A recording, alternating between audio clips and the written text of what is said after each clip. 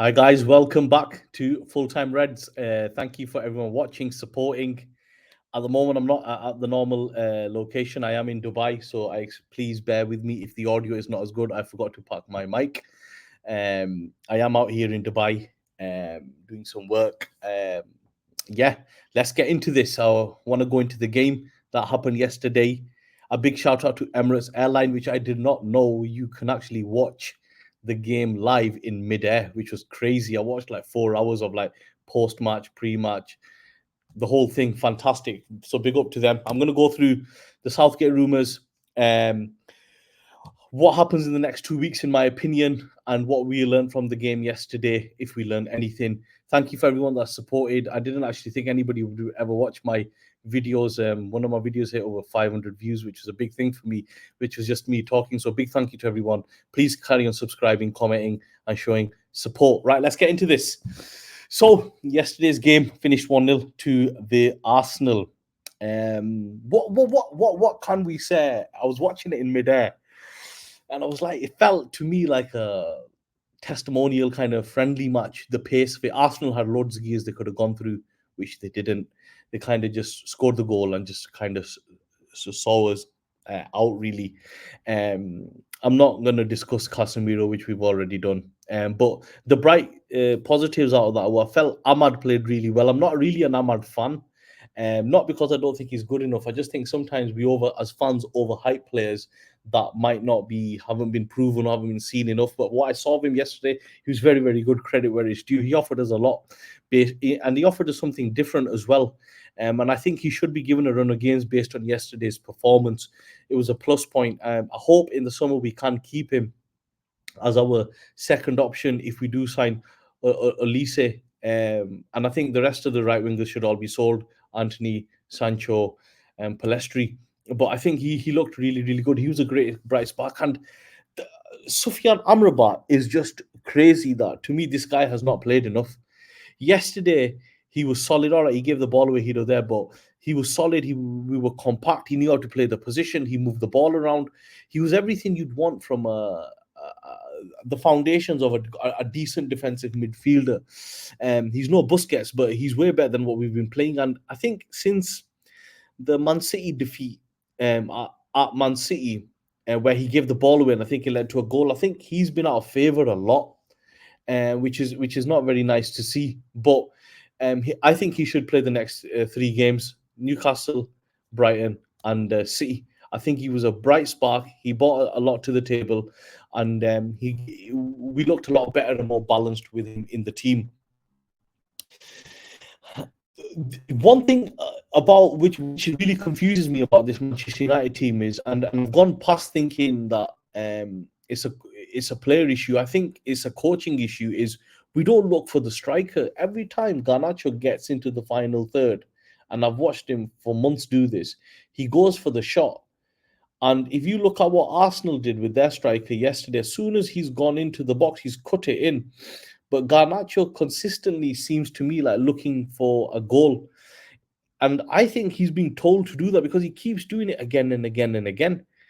If he wasn't being told to do it and he was doing it, obviously he'd probably be pulled. But because he keeps doing it, to me, it seems like he is being told to do that, which is not a very good sign because Rasmus Højlund is not getting any service whatsoever.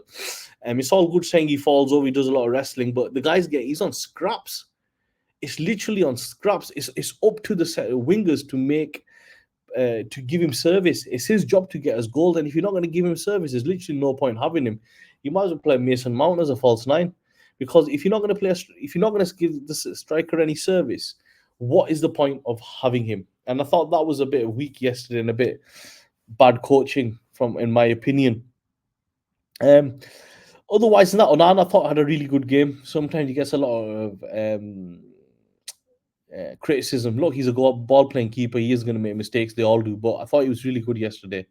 Made some good saves, passed the ball out. And the thing is, a lot of his stats are misrepresented because a lot of people say he plays long ball and he gives the ball away. He actually doesn't. He plays it to a player, i.e. Rashford. And Rashford doesn't fancy a 50-50, which leads to him giving the ball away. If you actually watch the amount of times he gets it close enough to the player for him to at least go for the ball, in a 50-50 challenge. Our players don't fancy it. His balls are usually quite accurate. Not every ball, but it's at least 70-80% in my opinion. And I thought he had a good game as well. Um, I felt, look, the season's over. The season was over. For me, the season, I knew where it was going against Tottenham. And I think it'll be over all on Sunday. Um, and how we move forward from this will be very, very crucial. Jim Radcliffe was there yesterday, and a lot of people are getting carried away with this. But actually, I think that he was there for transfers. I think he, well, kind of is proof that he was there for the stadium, because Seb Coe was there, and Keir Starmer, the head of the Labour Party, who's probably going to become Prime Minister, was there as well. So I think they were discussing stadium revamp, and it was great to see that the stadium was fucking leaking. So they could all see how shit it is, and how much work it needs doing. A club like Manchester United should not have a stadium like that, and it's poor. It is poor. Just last bit on the game yesterday. Sorry, I keep looking at my notes down there. Rooney made a very valid point yesterday that a lot of players just don't fancy it, and are pulling themselves out injured.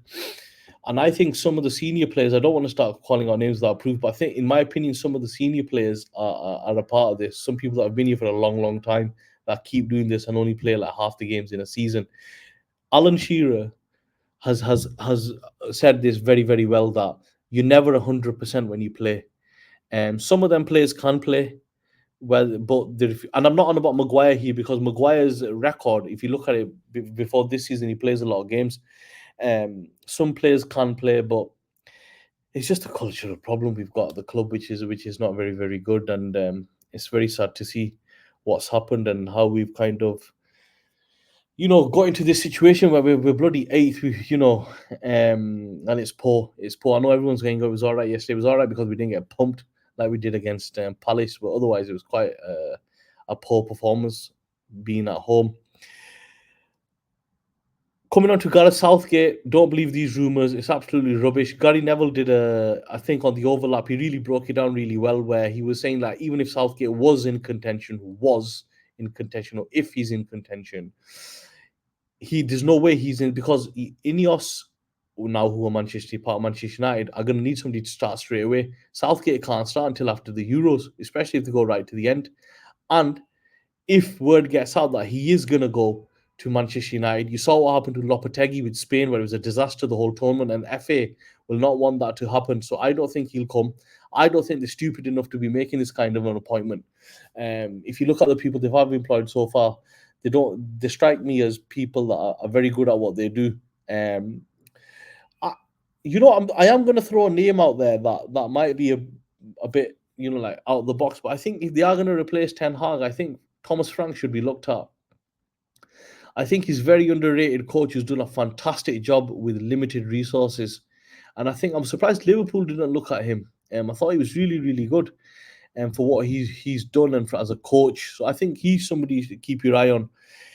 Like I said, look, guys, we'll know more in the next. The season finishes on Sunday. Then we've got the FA Cup, and then I'm expecting things to move quickly, whether they back him or they do not back him. But it doesn't look good when a lot of pros that have played this game at a high level are saying the team is coached very badly, and they're looking at patterns.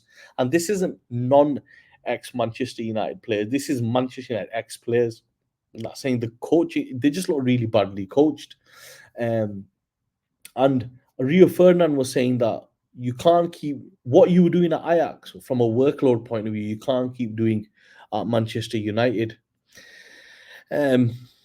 I think there's just so many issues that need to get resolved. Hence why I think things need to start moving quickly. That was my 2 pence on the game, what happened, how I think things will move forward. Thank you for everyone watching. I apologize about the audio. I'll be back this week, God willing, with a new video after probably the Newcastle game, looking at the final game of the season. I'm going to try getting a podcast in as well. Please do like the video, subscribe, leave a comment on how we can improve. Thank you, and I'll catch you on the next